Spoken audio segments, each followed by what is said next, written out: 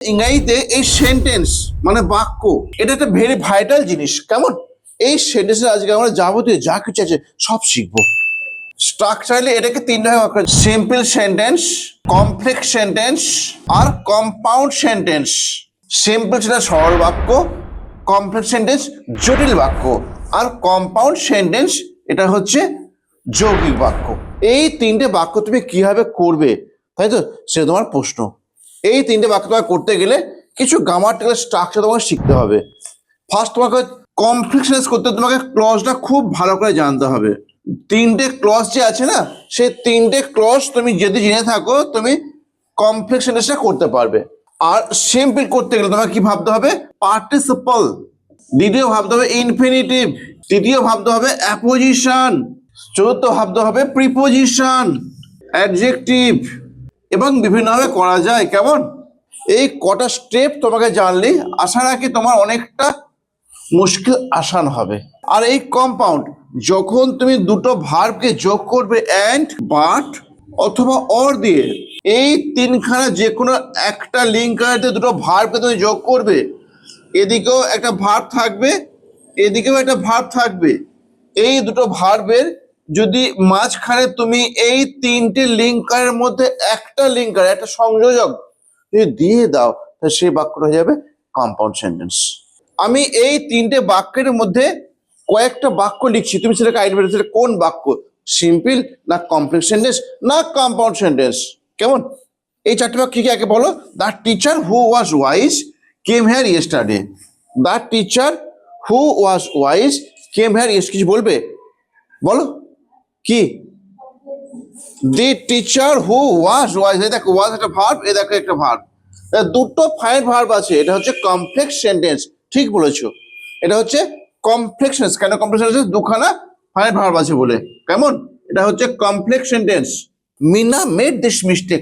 মিনা করলো ভুলটা with her less attention, তার অল্প মনোযোগ দিয়ে। আচ্ছা, ওই যে মেড, একটা মাত্র ভার্ব পেয়েছি, ফাইন ভার্ব একটাই পেয়েছি, কি বাক্য এটা? এটা সিম্পল সেন্টেন্স। এটা হচ্ছে সিম্পল সেন্টেন্স। তারপর তুমি দেখো, দি চাইল্ড কেম হেয়ার, শিশুরা এখানে এলো, অ্যান্ড স্টার্টেড টু প্লে, এবং শুরু করলো খেলতে। এই দেখো দুটো ভার্ব পেয়েছি আমি, তাই তো। The child came here and started to play. তুমি বলবে হ্যাঁ এটা তাহলে কি বাক্য? দেখো দুটো ফাইনাইট ভার্ব, এই একটা ফাইনাইট ভার্ব, এই একটা ফাইনাইট ভার্ব। কেমন? এখন মনে প্রশ্ন হচ্ছে ফাইনাইট ভার্ব কি জিনিস, তাই তো। Finite verb is a verb which indicate tense. তাহলে দেখো দুখানা ফাইনাইট ভার্বকে আমি কি দিয়ে যোগ করেছি? এই দেখো লিঙ্কার অ্যান্ড। এটা হচ্ছে compound sentence. Subin made this mistake, Subin এই ভুলটা করলো, অ্যান্ড হি ওয়াজ, দেখো সুবিন করলো এই ভুলটা, অ্যান্ড হি ওয়াজ স্যাড, এবং সে ছিল দুঃখিত। এই দুটো ফাইনাইট ভার্ব, এই দেখো মেড একটা আর এই দেখো ওয়াজ একটা, দুটো ফাইনাইট ভার্ব আছে। এই দুটো ফাইনাইট ভার্ব কি দিয়ে যোগ করেছো তুমি? অ্যান্ড দিয়ে। তাহলে এটা কি বাক্য হলো? এটাও কম্পাউন্ড সেন্টেন্স। তাহলে তুমি এখন শিখলে সিম্পল, কমপ্লেক্স, কম্পাউন্ড সেন্টেন্স কিভাবে আইডেন্টিফাই করতে হয়, কিভাবে চিনতে হয়, তুমি এটা শিখলে। এরপর তুমি কি শিখবে? How to transfer into a simple sentence, কিভাবে একটা সিম্পল সেন্টেন্সে অনুবাদ করতে হয়, রূপান্তরিত করতে হয়। ক্লিয়ার? Simple sentence. কেমন? সিম্পল সেন্টেন্স করতে গেলে তুমি সবার আগে কি ভাববে? এই নিয়ম ভাববে, ইনফিনিটিভ নিয়মটা ভাববে। ইনফিনিটিভ, ইনফিনিটিভ মানে টু, বুঝলে? ইনফিনিটিভ মানে to. The boy was reading to know the real fact. বালকটা পড়িতেছে, কি করতে পড়িতেছে? টু নো, জানতে, দি রিয়েল ফ্যাক্ট, প্রকৃত ঘটনাটা। দি বয় ওয়াজ রিডিং, কি বললাম বলো? The boy was reading to know the real fact. এখানে কিন্তু দুটো ভার্ব আছে, এখানটা কিন্তু দুটো ভার্ব আছে। দুটো ভার্ব কি কি? একটা ভার্ব হচ্ছে দেখো ওয়াজ রিডিং, একটা হচ্ছে টু নো। এই বাক্যটা সিম্পল সেন্টেন্স। কেন? এইটাতে তোমার ফাইনাইট ভার্ব একটাই, এটাতে কি ভার্ব আছে? ফাইনাইট ভার্ব আছে একটাই, সেটা কি? Was reading.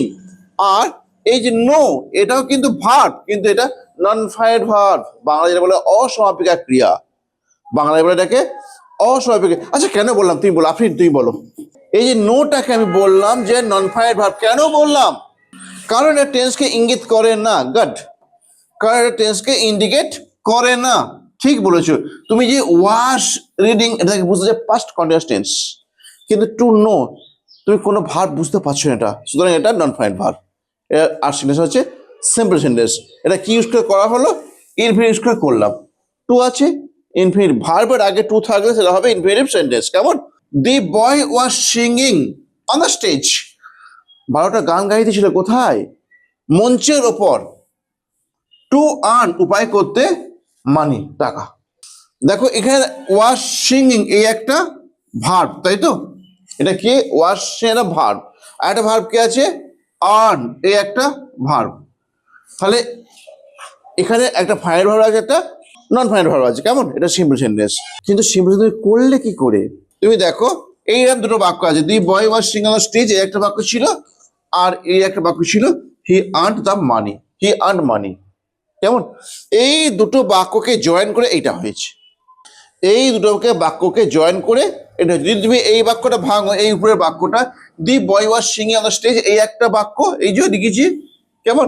আর এটা এই যে টু আর্ন মানি, এটা হি আর্নড মানি, সে উপায় করলো টাকা। The boy was going to the market to sell the eggs. বারোটা যাইতেছিল কোথায়? বাজারেতে। টু সেল বিক্রি করতে, দি এগস ডিমগুলো। আচ্ছা এই বাক্যতে ভার্ব কি আছে বলো, বড় জোর বলো আমাকে। ওয়াশ গোয়িং একটা ভার্ব পেলাম, তাই তো? আর একটা ভার্ব কি? টু সেল, শুধু সেলটা, টুটা নয়। আচ্ছা এইখানে তো টু দেয়া আছে, এটা এটা এটা কি? এটা এটা এটা ভার্ব নয়। আচ্ছা আচ্ছা, এটা ভার্ব নয়, এটা কি? অ্যাডভার্ব। কেমন? এই যে দুটো ভার্ব আছে, ওয়াশ গোয়িং এই একটা ভার্ব, একটা ভার্ব হচ্ছে সেল। কেমন? তাহলে এইটা কি বাক্য? সিম্পল কমপ্লেক্স কম্পাউন্ড, এর মধ্যে তুমি বলো এটা কি বাক্য? যে বলো সিম্পল সেন্টেন্স কি বুঝলে? ঠিক বলেছো, বলো কি বুঝলে বলো। হ্যাঁ, এখানে ফাইনাল ভার্ব একটাই আছে, ফাইনাল ভার্ব একটাই আছে। এটা কি? Wash going. ওয়াশ গোয়িং থাকার জন্য আমরা জানতে পারছি এটা বাক্যে লেখা আছে পাস্ট কন্টিনিউয়াস টেন্সে। ক্লিয়ার? তাই এইটাকে ভাঙলে কি হতে পারে? তুমি বলবে, সামনে বলো দেখি, এটাকে ভাঙলে কি হবে? The boy was going to the market, এইটুকু একটা বাক্য। আর তুমি এইটাকে নিয়ে ভাবছো, তাই তো? হি সোল্ড দ্য এগ। ওরে বাপ রে বাপ, কি করে পড়ো গেলাম, ভালো ভালো বলেছো, লিখে দাও। The boy was going to the market, he sold the eggs. The boy was going to the market, তারপরটা হি সোল্ড দ্য এগস। হয়ে গেল দুটো বাক্য। দেখো এই দুটো বাক্যে জয়েনিং হলো এই উপরেরটা। এবং এটা কিভাবে জয়েনিংটা হলো? তুমি সিম্পলে ট্রান্সফার করেছো, সিম্পলে জয়েনিং করেছো, সিম্পল সেন্টেন্স জয়েনিং করেছো। তুমি কি ইউজ করে করলে? গ্রামাটিক্যাল ফর্মের নামটা কি? ইনফিনিটিভ দিয়ে করেছো। এই যে পাঁচটা বাক্য লিখেছি, এই পাঁচটা বাক্য দেখো সব সেপারেট সেন্টেন্স। তুমি দেখো তোমায় করতে হবে কি এগুলো? সিম্পল সেন্টেন্স করতে হবে, তাই তো? আমি দেখো স্টেপ বাই স্টেপ তোমাকে ঠিক নিয়ে যাচ্ছি। The man sat under a tree. লোকটা বসেছিল কোথায়? একটা গাছের নিচে। হি টুক রেস্ট, তিনি বিশ্রাম নিলেন। লোকটা বসে একটা গাছের নিচে কি করতে?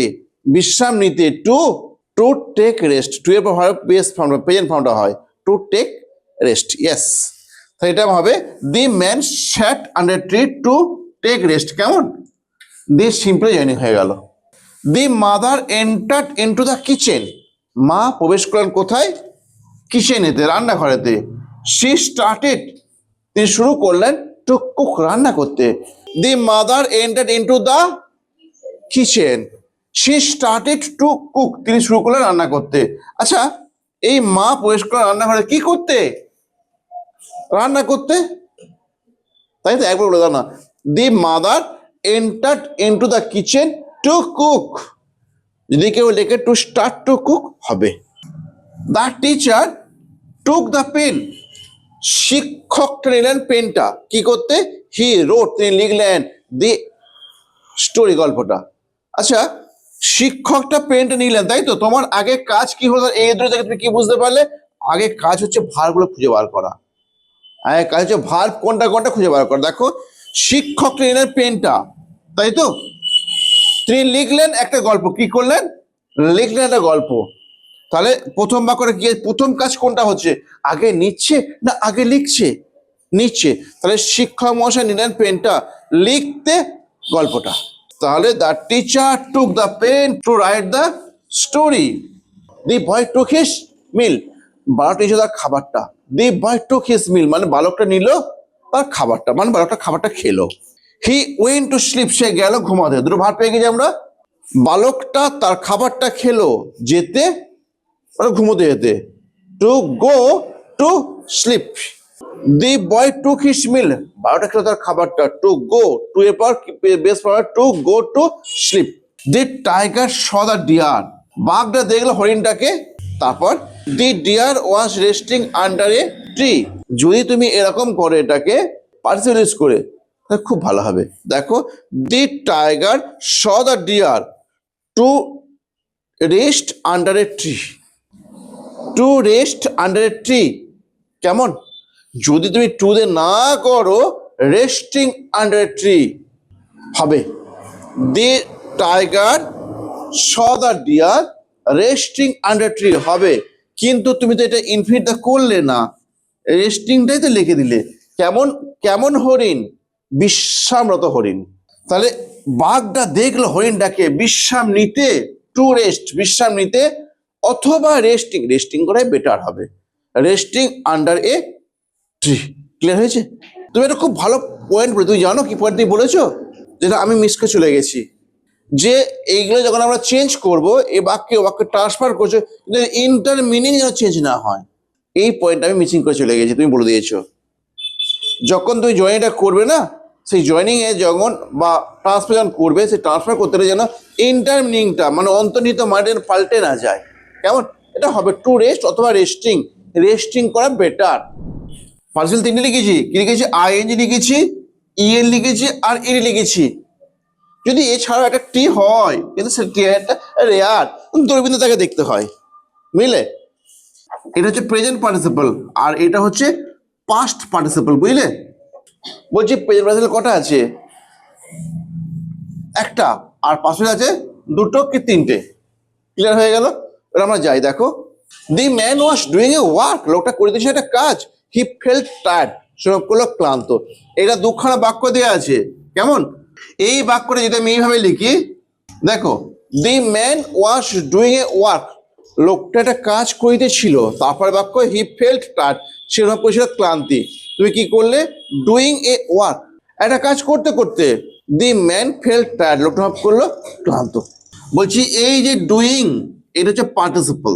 তুমি এটা বাংলায় ভাবো, এর বাংলা আসবে করিতে করিতে, এর বাংলা আসবে করিতে করিতে একটা কাজ। The man felt tired. কেমন? আর কিছু দেখে নাও। গোয়িং হোম, বাড়ি যাইতে যাইতে। দি গ্র্যান্ডফাদার, ঠাকুরদাটা দাদুটা, শাউটে চিৎকার করলো, ওয়াইল্ডলি এলোমেলো ভাবে বা পাগলের মতো। দেখো, গোয়িং হোম এটা বাংলা কি আসবে? যাইতে যাইতে, হোম বাড়ি, বাড়ি যাইতে যাইতে দাদুটা চিৎকার করলো পাগলের মতো। যাইতে যাইতে হলো। কেমন এটা? তুমি যদি দুটো বাক্যে ভাঙো কেমন হবে? The grandfather was going home, he shouted wildly. এই দেখো, এই দুটো বাক্যে ভাঙলাম, তাহলে এই দুটো বাক্যে সিম্পলে জয়েনিং হবে এই বাক্যটা, এবং গ্রামাটিক্যাল ফর্ম না হবে পার্টিসিপল। ক্লিয়ার হয়েছে না হয়নি? দি ওয়ার্কার কেম হোম, কর্মীটা বাড়ি এলো। হি টুক রেস্ট, তিনি বিশ্রাম নিলেন। তুমি বলতে পারবে এটা জয়েনিং কিভাবে হবে? Simple joining. এ দেখো, এখানে তো দুখানা ভার্ব আছে, দুখানা ভার্ব তুমি লক্ষ্য করবে। প্রথম বাক্যে ভার্ব হচ্ছে কেম, আর যে ভার্ব হচ্ছে টুক। আচ্ছা, এই যে দুটো ভার্ব, আগে কেম আছে আর টুক আছে, তাই তো? কেম আর টুক, এই দুটোর মধ্যে কোনটা আগে ঘটছে? আগে আসছে না বিশ্রাম নিচ্ছে? আগে কেম। তাহলে আমি লিখবে আসিয়া বাড়ি, প্রথম ভার্বটা ধরছো, সেখান থেকে বলছো আসিয়া বাড়ি। আসিয়া কি লিখবে? আইএনজি দিয়ে কামিং, নট কেমিং। মানে ভার্বের বেস ফর্ম যেটা যেটা যেটা প্রথম যেটা প্রেজেন্ট ফর্ম, তার সঙ্গে আইন যোগ হয়।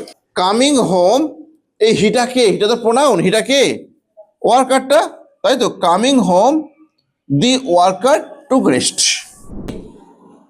দেখো, তুমি এই কটা, এই 8টা লিখে নাও এবং বসে বসে সলভ করো।